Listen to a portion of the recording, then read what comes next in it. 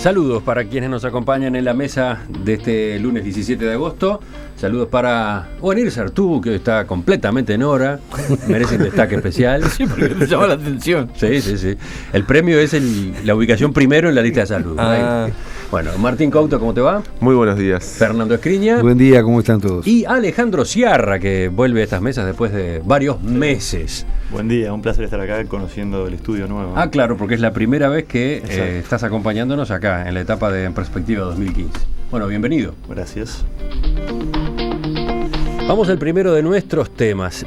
A esta hora, buena parte de los estudiantes de liceos públicos están sin clases.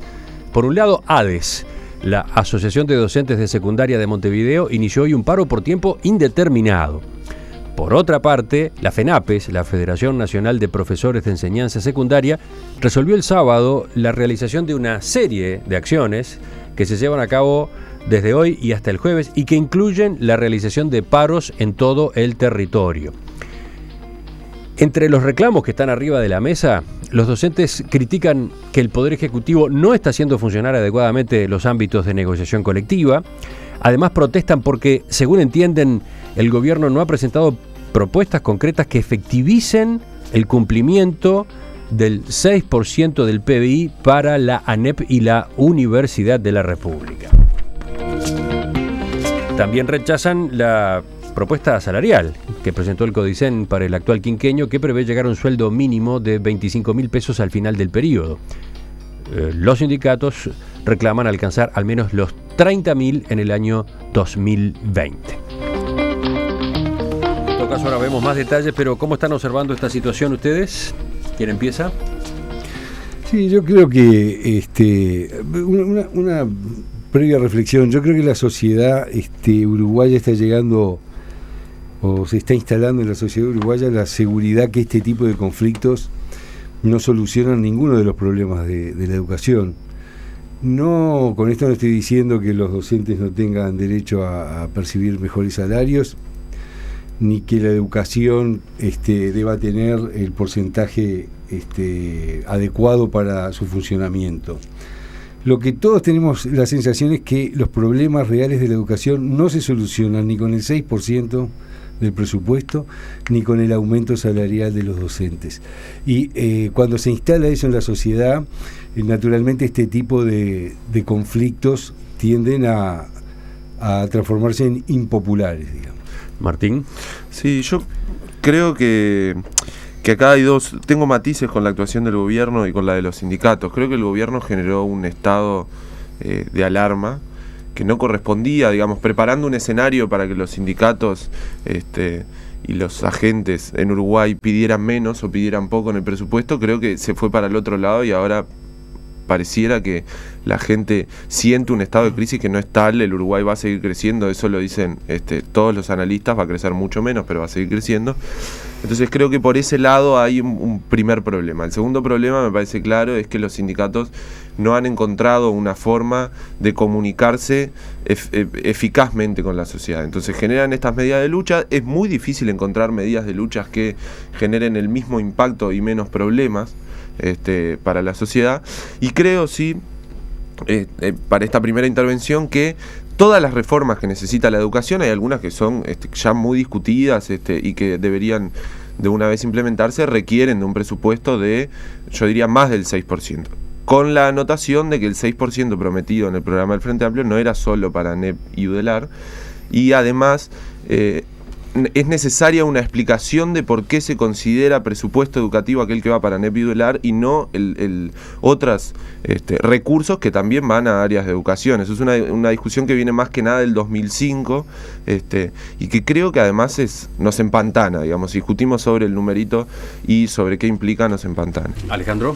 Bueno, yo coincido con Fernando en cuanto a que este tipo de reivindicaciones así con paros que afectan, con huelgas ya, ¿no? Que afectan tanto a la educación y que afectan a los chicos, de alguna manera actúan en detrimento a lo que los sindicatos quieren, ¿no? Y los hace perder un poco quizá de credibilidad y de cariño de la gente.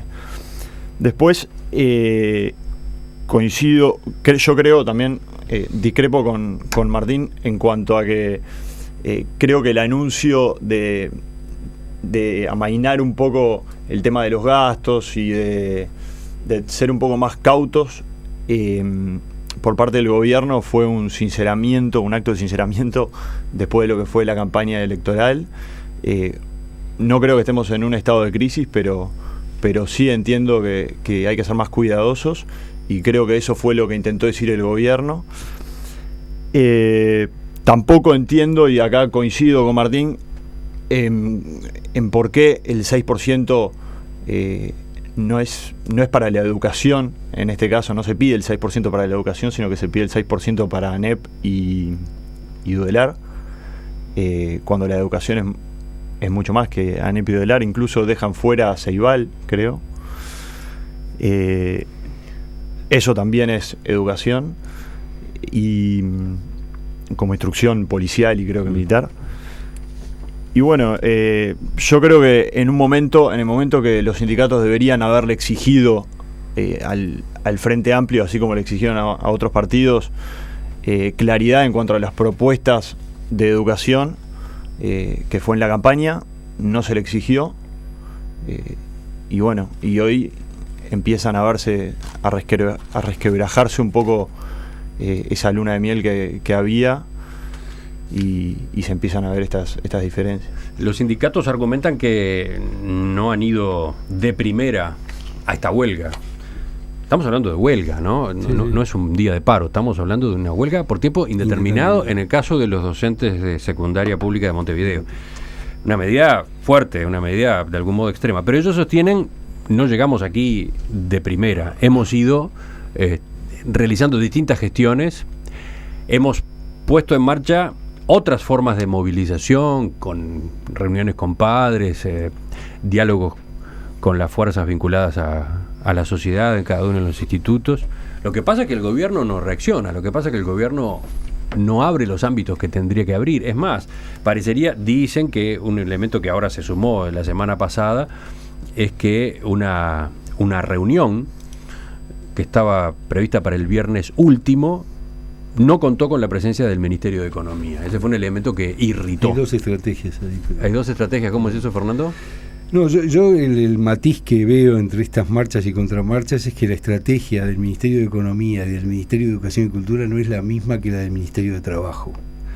Y lo advierto en esta suerte de marchas y contramarchas, en reuniones donde no asiste el Ministerio de Economía, deja un poco esperando a los gremios docentes y al propio Ministerio de Trabajo. Se plantea una reunión para más adelante y el Ministerio de Trabajo trata de adelantarla. Es como que tengo la sensación que tanto en el Poder Ejecutivo no hay una estrategia clara para enfrentar este tema, por distintos motivos, y seguramente debe haber, los argumentos estratégicos siempre son discutibles, pero en este caso creo que queda de manifiesto una voluntad del Ministerio de Trabajo de buscar el diálogo inmediato y una del Ministerio de Economía y de Educación de tratar de, digamos, ingresar a la negociación más fuertes. Yo creo que esta medida es funcional a la estrategia de debilitar al gremio, porque es una medida, tú decías, de las más duras. No, yo diría la más dura, porque más allá de la huelga no hay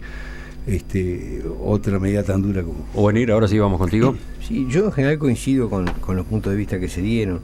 Lo que tengo la percepción es de que, para variar, este problema que me parece, el tema de la enseñanza, que me parece un tema capital, termina planteado en términos salariales, presupuestales, y no como un problema global. Es decir, no se están discutiendo ni los criterios de programa en la enseñanza, los contenidos de la enseñanza, ni el papel de los docentes, ni la formación de los docentes, ni los objetivos que tiene en sí la enseñanza, ni una cosa, me parece a mí, el ABC, para empezar, que es el régimen de elección de horas. Yo machaco con eso porque me parece absurdo que una reforma que no cuesta un peso y que se podría hacer por decisión casi administrativa no se haga, ni por decisión legislativa, ni administrativa, ni de ningún tipo. Lo cierto es que seguimos teniendo un sistema que disloca la enseñanza y bueno, no hay caso. En definitiva, me parece que si hay un tema que debería ser el centro del interés nacional, es la enseñanza. y lamentablemente siempre termina convertido en un problema de presupuesto.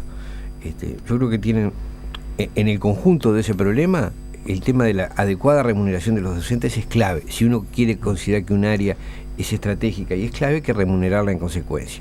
Y terminamos en un regateo, en un tironeo, donde realmente el mensaje que se emite es de que la enseñanza no le preocupa a nadie. Esa es la porque digo, ¿cuál puede ser la impresión que saquen los chiquilines que vean que arrancan con este régimen de que no se sabe hasta cuándo la suspensión de clases, y tampoco hay percepción de que hay una solución definitiva, porque en definitiva esto va a terminar laudándose con una decisión del Poder Ejecutivo que no va a resolver el problema, ¿no? Sí, yo creo en particular,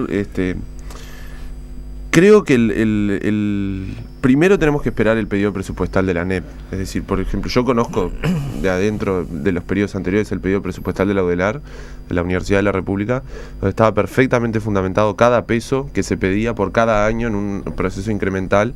Después ahí el Parlamento en realidad le otorgó una parte de lo que pedía porque le pareció más seductora la propuesta, y en realidad dejó rengo el presupuesto universitario en otras áreas. Entonces creo que hay que esperar el pedido presupuestal de la ANEP y ver cuál es el planteo y si logramos un nivel de fundamentación de cada peso vinculado a reformas o a necesidades nuevas a cubrir. Eso no lo tenemos. Ese es un buen punto, porque tiene que ver con la estrategia que están siguiendo los sindicatos. La ministra María Julia Muñoz ha llegado a hablar de un paro preventivo. De algún modo, ¿qué es lo que dice? Y bueno, todavía los números no están. ¿Por qué no planteamos la discusión cuando estén los números? Pregunto, ¿qué piensan ustedes? ¿Los sindicatos pudieron haber postergado las movilizaciones hasta el momento en que se entregara el proyecto de presupuesto al Parlamento? Yo creo que es muy inocente ese planteo, porque después que están los primeros números, uno puede negociar sobre esos números, pero sobre un margen acotado, digamos. Si uno genera movilizaciones y demandas antes, puede incidir sobre el primer número, que después es sobre el que nos vamos a mover todos. Todo el mundo va a ceder un poco sobre el primer número. Ahora, yo si logro que sobre el primer número ya haya parte de lo que yo necesitaba ganar, es una cuestión distinta. Creo que sí la discusión es la severidad de las medidas y la magnitud de las medidas antes de que llegue el pedido presupuestal. No, la pregunta yo la hacía porque hace meses que estamos con medidas sindicales en la enseñanza, ¿no? Todavía no llegó el proyecto de ley de presupuesto al Parlamento, eso va a ocurrir a fin de agosto, y sin embargo ya ha habido un desgaste muy grande, ha habido mucha pérdida de clases, y se supone que todo esto va a seguir después, justamente en la instancia del Parlamento, ¿no? Yo acá estoy con Martín, y creo que una vez que el proyecto ingrese, difícil que haya modificaciones. Entonces, ¿tú justificás de algún modo la forma como ha elegido movilizarse de este gremio o esta serie de gremios? No, o sea, no lo justifico en cuanto a la magnitud, en cuanto a la fuerza de la medida. Creo también, hace poco me tocó escribir sobre este tema en Voces, y yo me movía diciendo que todos tienen que dar un poquito. Creo que el gobierno está trancando fuerte, y no en el buen sentido. Las salidas públicas que hubieron últimamente fueron en el sentido de van a recuperar las clases que pierdan en verano. Sí, eso lo dijo la ministra María Julia Muñoz, ¿no? De esa índole, que de alguna manera tienden a provocar a la otra parte y más que a lograr un acercamiento. Los sindicatos dicen que si bien desde el gobierno se dice que hay diálogo, están dispuestos al diálogo, después en la interna la realidad es que no están dispuestos al diálogo. Y yo es así, me la creo. Y creo que es así. Entonces, si se justifica o no se justifica la medida,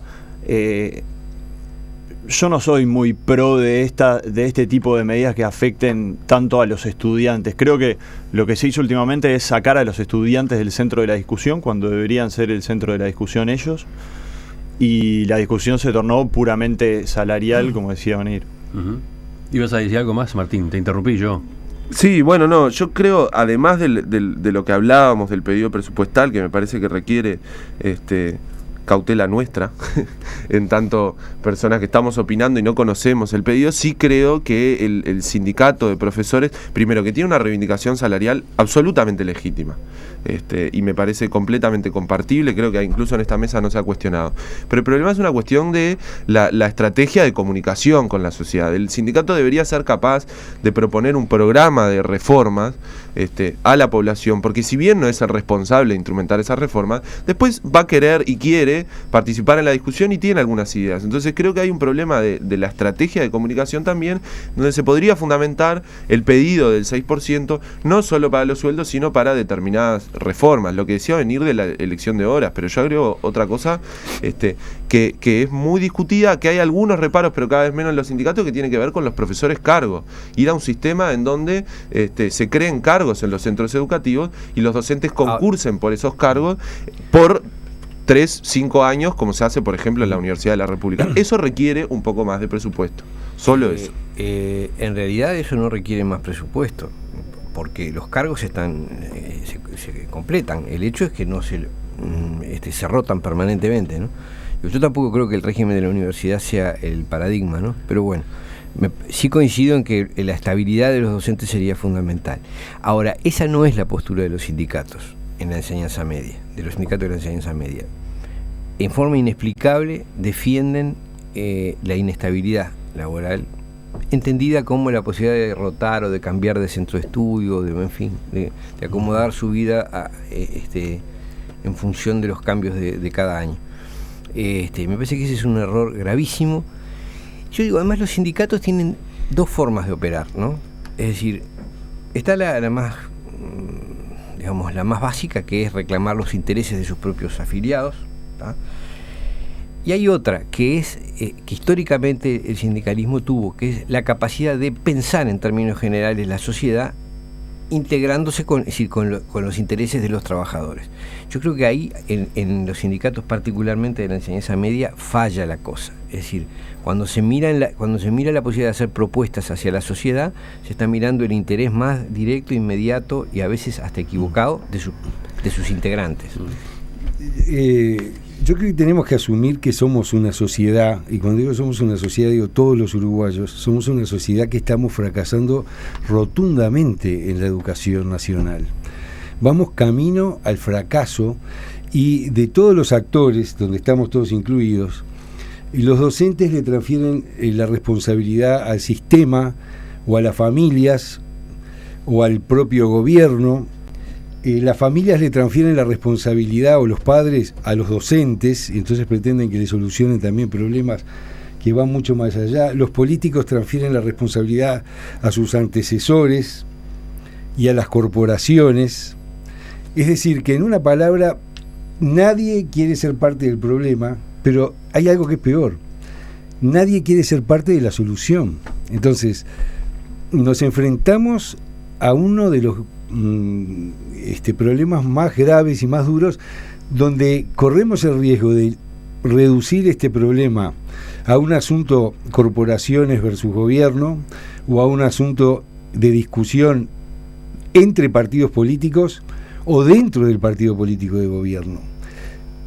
Hasta que no asumamos que somos una sociedad que estamos fracasando, que tenemos postrada la educación secundaria, donde yo estaba mirando algunos números alarmantes, ¿no?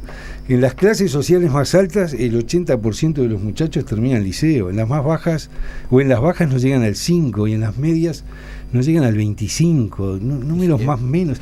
Es alarmante, ¿verdad? Entonces, estamos en un problema donde la calidad del empleo que van a recibir los muchachos de los sectores sociales más bajos va a ser muy baja, la calidad va a ser mala, y el salario y las posibilidades de desarrollo en la sociedad uruguaya van a ser muy malas. Y ese es el centro de la cuestión. Y si me permitís, Polo, hay una cosa que es brutal. Cuanto más crítico es el nivel educativo, menos se percibe las deficiencias del sistema de enseñanza. Es decir, quien no llegó a un cierto nivel de enseñanza no logra percibir los efectos sociales que tiene que ese nivel o el superior no funcione. Entonces creo que lo que tú decís se robustece cada vez, se retroalimenta. Se retroalimenta, es decir, la crisis educativa genera menos interés por los problemas educativos y aumenta la crisis educativa.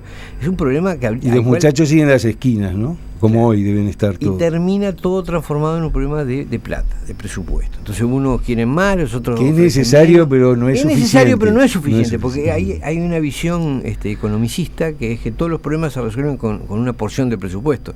O sea, si algo es importante, tiene que llevar más presupuesto. Si lleva menos, es porque es menos importante. Los problemas no se resuelven solo con dinero. Si no se sabe qué hacer con ese dinero o no se decide bien qué hacer... Son las 9:32.